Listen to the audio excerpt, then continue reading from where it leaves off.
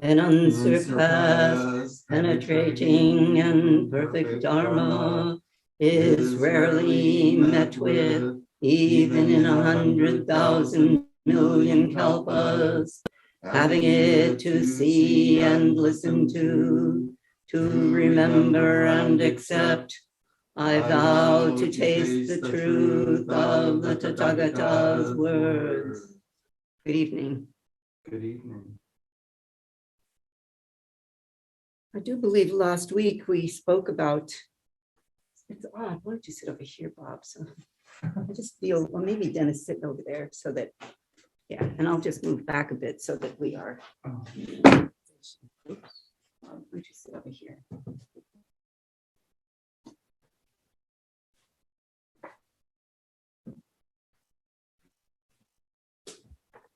Last week, I do believe we were talking about transmission of merit, sending merit to others in need of restoration or energy or something like that. I wanted to continue a little bit in that vein, but a little bit different. I think that I said last week, I spoke about this having evolved from the question of care of the deceased, and that this transmission of merit went toward the deceased, and some of it moved then into what Western people call ancestor worship, but that is not a correct way to express it at all. Maybe ancestor veneration is the correct way to say this. And so I want to talk a little bit about that, but not exactly that either. I want to get at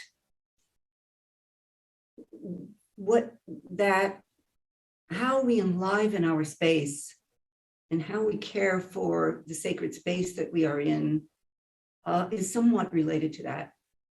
Now, in the transmission of merit, it's a fairly private thing. Nobody sees us do that. We sit and we act very quietly within ourselves, directing our zazen, the energy from our zazen, toward someone whom we choose to help. But in this other activity that we do that honors our sacred space, that develops energy and care in our sacred space, there's something actually done. We do something. You can see on the altar, we put flowers on the altar, and there's water offered to the Buddha on the altar, and we place things carefully and we care for them.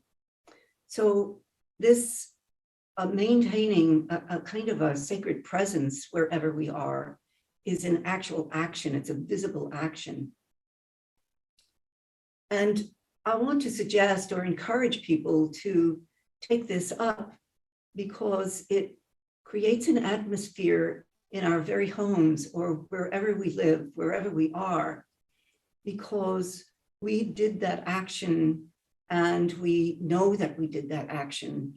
And all day long, when we are in company with whatever placement we do of something, we are there with it. We know that we did it and it resonates. So it's the resonance of that action that I am after for us to generate, because it creates an aliveness and a continuation of practice throughout a day.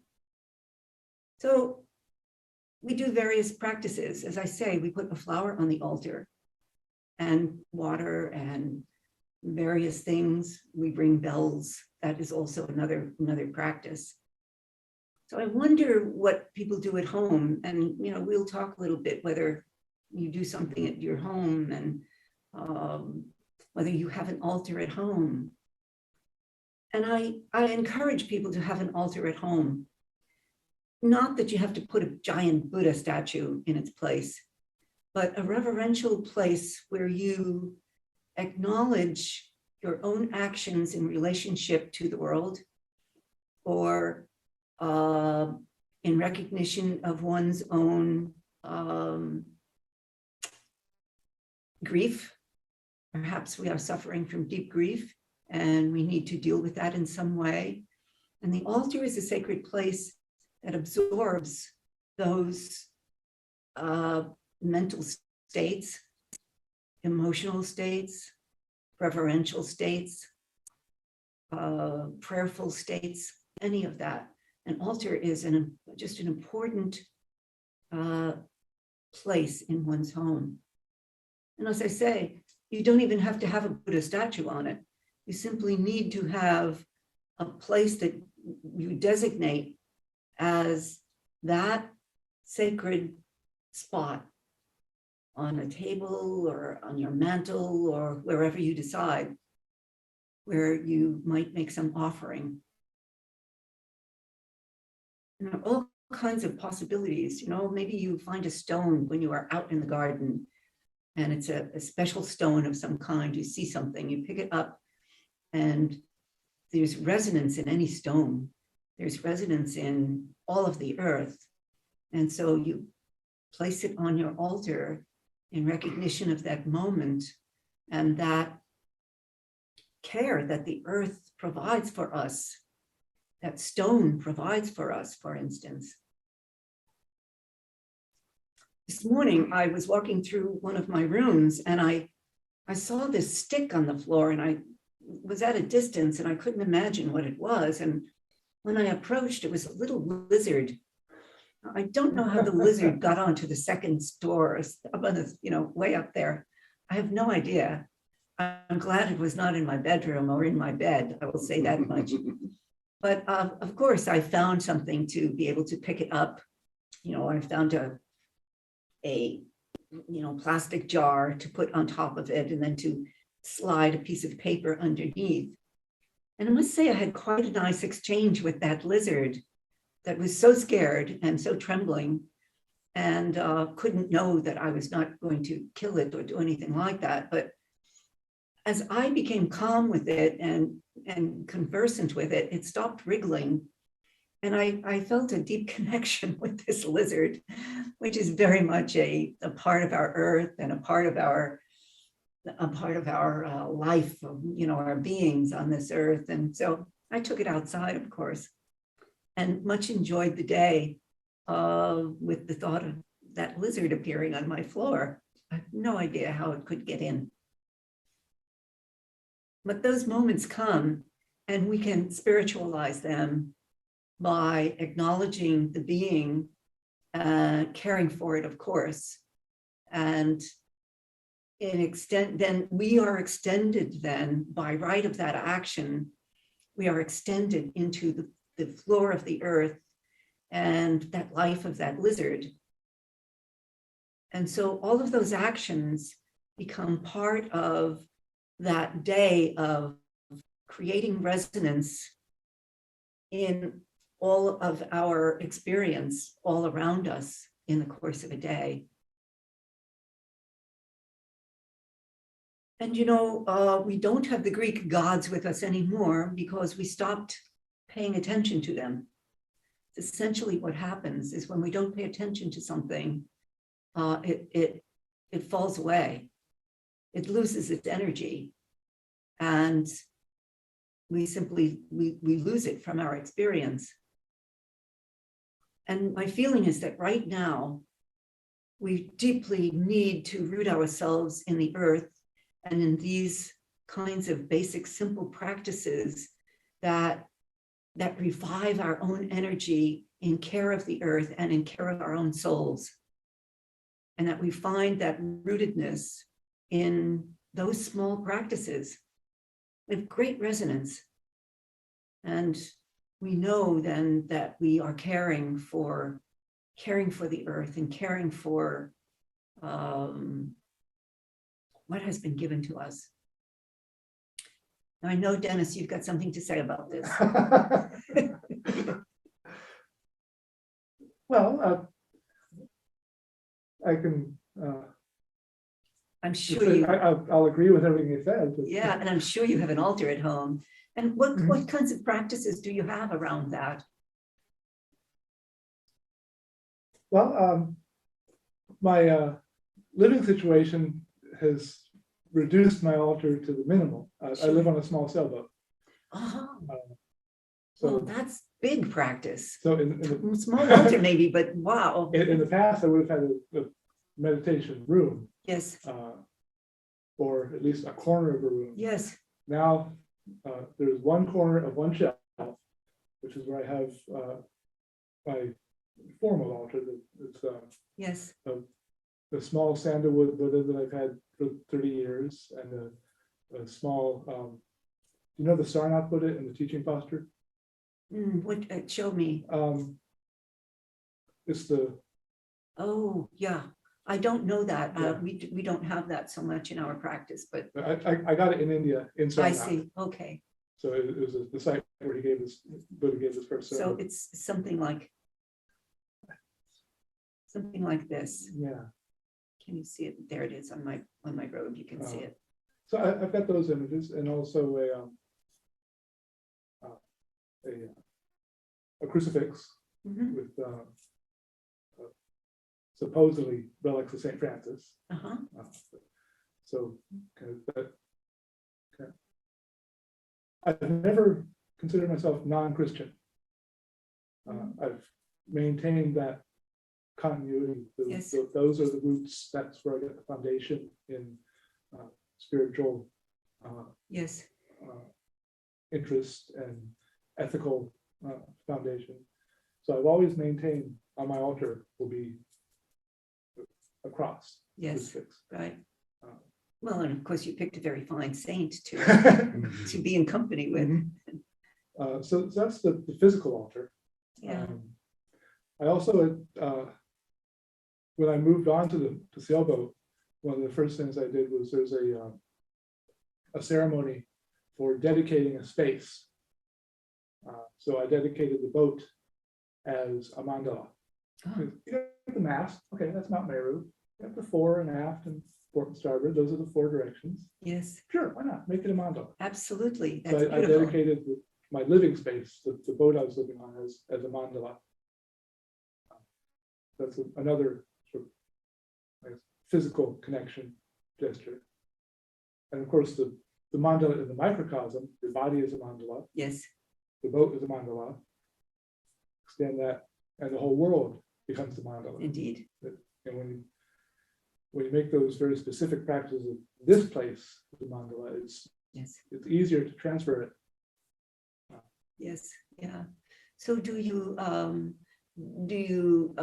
make any offerings with the ocean or anything like that in the course of a day? Or do you, I'm sure you relate to the ocean because you're bobbing all the time. Yeah, And so you're not still. And so you're aware of the ocean yeah. constantly.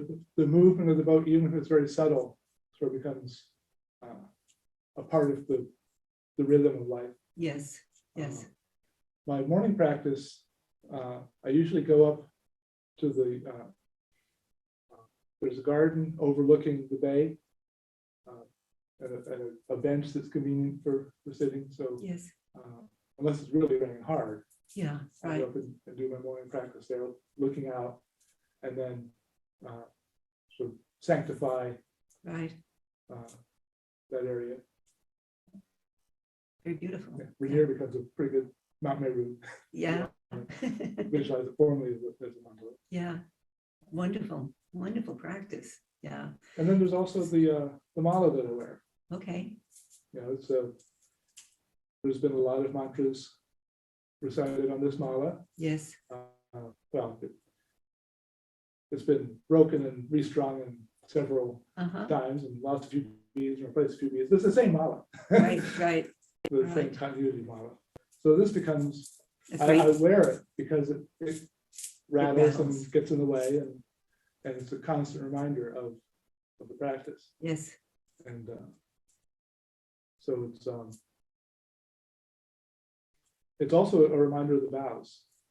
Indeed. You know, that if I'm tempted to transgress them and my mala rattles, or I notice it, it's kind of what Thich Nhat Hanh would call the bell of mindfulness. Yes, it is. Yeah. Also, some monks will use those to rattle against one another to chase away any evil spirits of any kind. So that's another thing that the rattle does. Yeah, So, I don't take those kinds of things quite so literally. yeah, right. Yeah, yeah. Yeah, I know a lot of the Tibetans are Right. They very much rub them into it. together. I've never really known that was to chase away spirits, so I thought it was a kind of habit.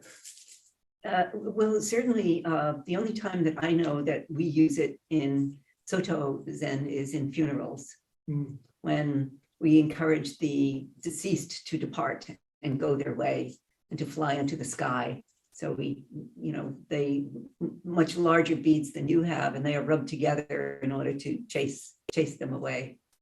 So, but we otherwise don't use them very much at all. How about you, Bob? I know that you are, a garden person. So what is your practice? I mean, do you dedicate a moment, or do you consciously designate something that? I mean, and particularly now with the onset of spring, the yard is my go-to place. The garden, and taking care of the grounds. To me, that's. I mean, it's a kind of meditation for me to be outside and to just take care of the plants in the yard. Yeah. So do any have any particular meanings or?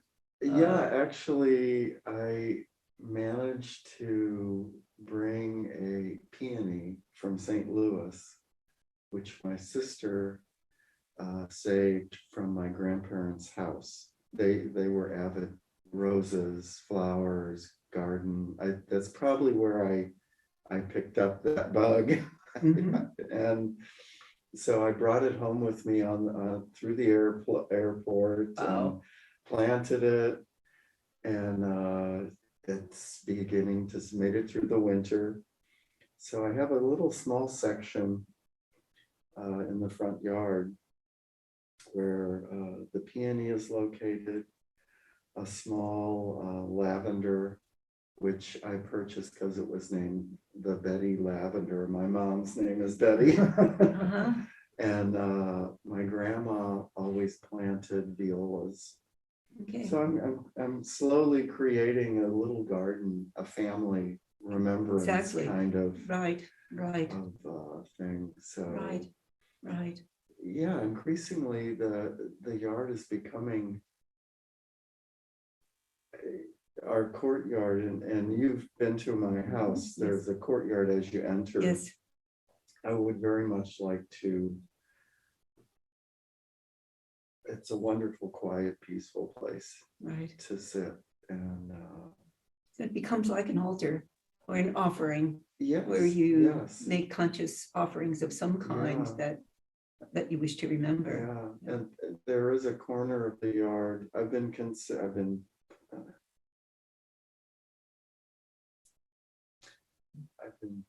toying with the idea of creating a meditation space in the yard. There is a corner of the yard. It's under a large ornamental cherry tree. And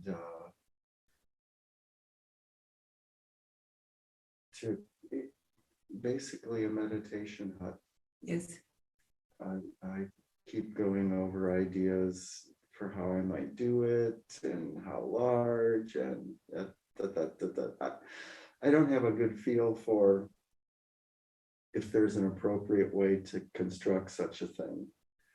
I mean, according to the religion, or is there a particular? No. It's just you create the space. It's what you, your design. That's good to know, because I kept thinking, okay, does it have to be oriented in a certain way and the altar placed in a certain direction and this and that? Well, this is true in a Zendo. The altar is placed in a direction. Mm-hmm. The altar sits in the north and Buddha faces to the south.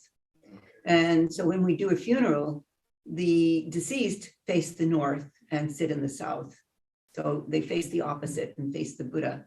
And so, those directions are something that we do in a temple. And so north is the direction of death. So, so you could maybe think about that, but I don't think you need to worry about that too much either. I think that, I mean, here we are four-cornered, so somebody is facing the north. Both of you right now are facing to the north. So, so it isn't an absolute kind of thing at all, but the altar placement sits in the north. Okay.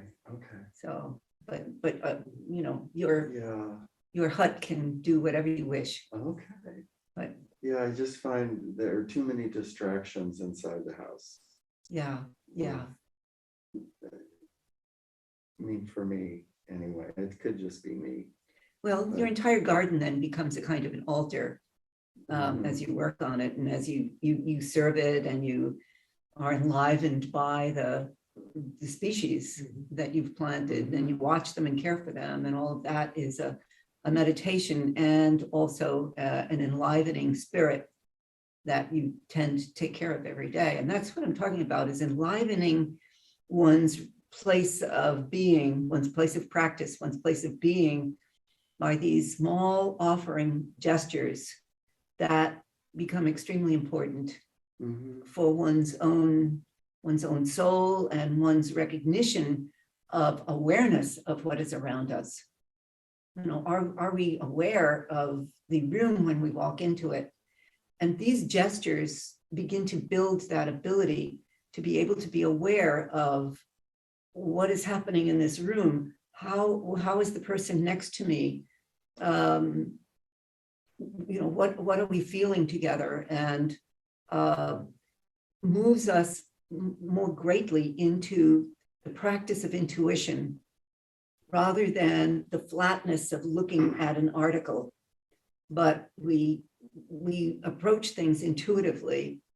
And so it's a very different kind of way to live than to take everything at its face value, a materialistic kind of way, which we tend to do in our culture. And so we need to address that, I feel, and to be intuitively with whatever we're sitting with. And that development, I think, is very, very important in this country, and especially right now, when so many of us are flattened by what is happening, and we are, you know, people have great anxiety right now because of the war and because of the climate change and food and the price and gasoline, and add on all of the materialistic kinds of things that we are concerned about. So this development of oneself intuitively allows us to remain in the spirit of Buddha nature throughout the day, and in the realm of Buddha space, more so than in the relative space of goods. So maybe somebody on computer would like to say something about all of this. Or maybe you have something to say about it. This is Thomas. I'd like to say a few things. Where I live in our condo, we have a frame, a wooden frame with a picture of the Buddha, and it's in a very central place in our hallway. And so I walk by it many times every day. And that frame has grown in importance for me over the years. In the beginning, my wife brought it in many years ago. I didn't really notice it very much in the beginning, but now every day, it first of all makes me grateful for that I have this practice that has been so helpful and freeing for me. But also, it reminds me of practicing. It reminds me of stopping now and then, just try to connect with my breath, being in the present moment. And it's so easy to get distracted by all kinds of things throughout the day. But so passing that frame is just an important kind of like ritual throughout my day. Right. So I didn't say the word ritual, but I am talking about that. So these rituals protect us. And you mentioned the word grateful, and these practices develop gratitude in us, which we could never quite have enough of. And so that's very beautiful practice, Thomas. And so thank you. Thank you for Thank that. you. Yeah.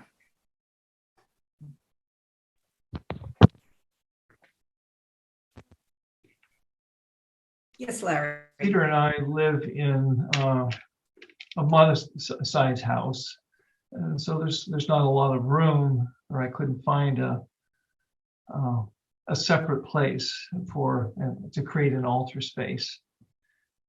So I'm here in our office, but 1/3 of my desk is set aside as my altar, Yeah. and I have a 12 by 18 inch tatami mat with a very nice border. And on the mat sits, looks like about a 5-inch hand painted Buddha, which is very beautiful. And in the back is a cloisonné vase, about a 3-inch vase with flowers on it, black cloisonné with looks like roses and other flowers that I can't identify. But I gave that vase to my parents when I was 15 years old. So that would be 1964. Yes. And it means a great deal to me because it connects me in a way to my parents. Yes, of course. Both of whom were Jewish, and I was raised in the Jewish faith. But I'm certain that my parents would be absolutely supportive of my Buddhist practice, and that just gives me a really warm feeling about them, and Yes. gratitude for my childhood Yes. and how I was raised. And then I have a 3-inch bell filled with sand, in which I burn incense, and then a 4.5-inch brass bell that I was told is circa late 17th century from Tibet, which is just beautiful, and I feel like it is such a gift. So although it's not ideal, I should add, and nothing, of course, goes before. I'm sorry. That's part of not that correct. path. It's not a correct view. It is ideal. I'm sorry, I couldn't hear you, Eido. It is ideal. Well, it's ideal in the sense that I'm in this room Yes, that's probably 20 times a day. And every time I leave the room, I'm able to bow. And I bow with humility and gratitude. Yeah. And so it's really worked out very, very well. Yeah. And of course, over there's my zabuton, my zafu, and it's situated such that if I open up the window, sometimes I can hear the water in Bud Inlet. And on a clear day, if I lift the shade, I can see the Olympic Mountains in the distance. Beautiful. And so I just have so much gratitude for this space and this beautiful place that I'm able to practice in. So it's worked out quite well. Yeah, the altar is each one's expression of Buddha nature. There's no suggestion that it has to be this way or that way, or or anything like that. I think the most important thing is that if we create an altar, we care for it. And that is the question of the maintaining energy and care in a ritual kind of way, so that that presence is in us and it is in that practice room where you are. That's the most important thing. Not that it look a certain way at all, or that it be big. It could be teeny tiny. So that's the most important thing, that it be cared for. Anyone else? Hmm?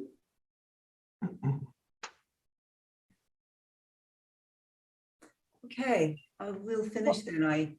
We seem to speak a little bit longer and longer every week, but this is such a lovely subject, and I hope that you'll think about, you know, making some ritual around that altar that you have, so that it is cared for and that it is caring for you at the same time.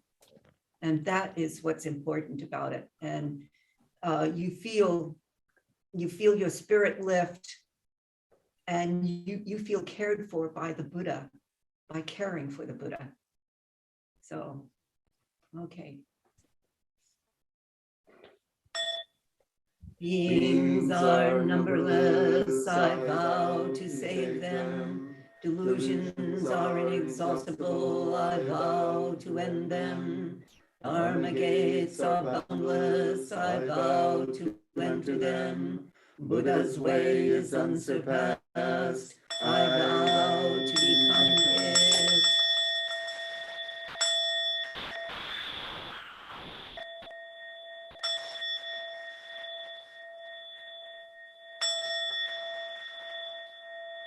Thank you, everyone.